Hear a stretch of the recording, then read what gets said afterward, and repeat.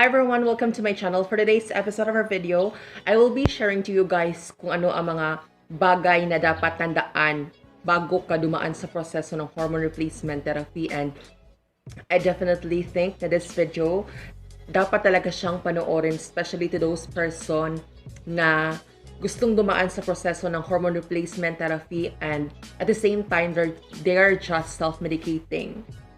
They are just self-medicating upon undergoing in this process of transitioning. So yun nga, before starting this video, I would like to start this with a very important disclaimer. I am not a doctor, I am not an endocrinologist, and I'm not really promoting self-medication. At disclaimer din po, hindi ako expert sa ganitong proseso ng pagta-transition. Just like any ordinary transgender, nagsimula ako sa proseso ito wherein I am just self-medicating, pero may isang pangyayari na nangyari sa journey ko na ito, kaya napag-isipan ko na talagang kumonsulta sa isang doktor.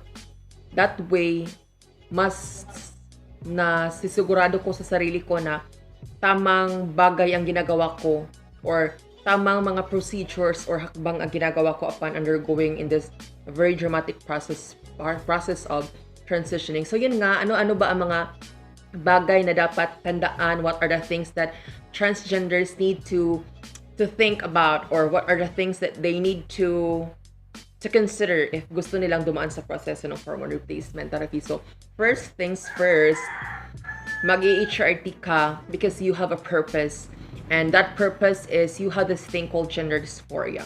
Gender dysphoria, I cannot really further elaborate kung ano yan because I'm not a psychologist. So in undergoing hormone replacement therapy, you really need to figure out if itong process na ito, handa ka bang dumaan sa prosesong ito panghabang buhay? Ano ba ang pinaka-main reason mo or ano pa ang pinaka-goal mo kung bakit mo gustong dumaan sa prosesong ito? At ito nga ang concept of gender dysphoria. Concept of gender dysphoria, I will just be giving an overview. So pakiramdam mo ikaw ay isang babae pero you were trapped in a wrong body. So yun ang concept ng gender dysphoria. And in order to address that, you need to take estrogen, you need to develop female characteristics. That way, mas nababawasan ang gender dysphoria thing na naranasan mo. And sa safe na pamamaraan, if you will be looking into the safe side of transitioning, kung gusto mo talagang ma-make sure na gender dysphoria ba talaga ang nararanasan mo, ikaw mismo sa sarili mo ang makapagsasabi kung nakaranas ka ba ng gender dysphoria since then. Pero ang mas makakatulong sa iyo at mas magbibigay sa iyo ng linaw is ang psychologist. Magkakaroon ka ng iba't ibang sessions for counseling, bibigyan ka niya ng mga different tests regarding sa gender crisis na yung nararanasan. So first thing that transgenders need to consider is the goal of transitioning, or ano ba ang pinaka-main reason kung bakit nila gusto mag-transition. Now, meron namang ibang transgenders or meron namang ibang tao na gusto mag-transition because ang goal nila is they want to achieve femininity. That way, mas hinahabol sila ng mga lalaki, which is a very big no. Because ang pinaka-main essence talaga ng gender dysphoria is, ang pinaka-essence talaga ng HRT is to elevate the symptoms of gender dysphoria. Because for me, gender dysphoria, it is really not a good thing. It can trigger many unwanted emotions such as insecurity. So first is, yun nga, the first thing that you need to consider as a transgender is the reason kung bakit mo gusto mag-transition. Then, doon na, susunod na ang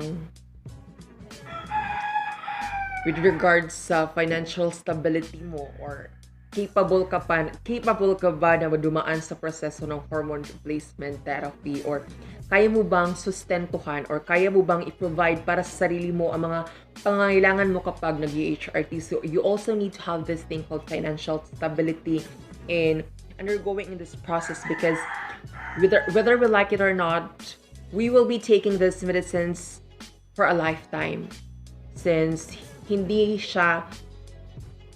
ang estrogen, hindi siya natural. Although nagproduce ng estrogen, or nagpuproduce ng certain amount of estrogen ang katawan ng lalaki pero hindi siya enough upang makadevelop tayo ng secondary female characteristics. That way, nagtitake tayo ng mga medicines. That is why dumadaan tayo sa proseso ng hormone replacement therapy. And ang pinaka sad truth about transitioning is hindi talaga siya basta-basta. Napaka-expensive niya. Considering the medicines that you will be taking as part of this process, napaka-expensive talaga ng mga gamot na ito for HRT. So, hindi naman natin gusto na pahinto-hinto tayo sa process na ito, knowing the fact na hindi natin mabili yung mga hormonal products na gusto nating i-take or dapat nating i-take for HRT. So, para sa akin, hindi naman siguro masama or like, mas maganda sigurong mag-start ka sa process na ito wherein you are financially stable. Huwag mong isipin sa sarili mo na, no, I want to start it now. Baka mahuli na ako sa proseso na ito. That should not be your thinking or mindset. Dapat isaisip mo na dadaan ako sa proseso na ito kung kailan I am financially stable at kaya ko nang mabili ang mga hormonal products, since you will be taking these medicines for a lifetime. Most especially ang estrogen.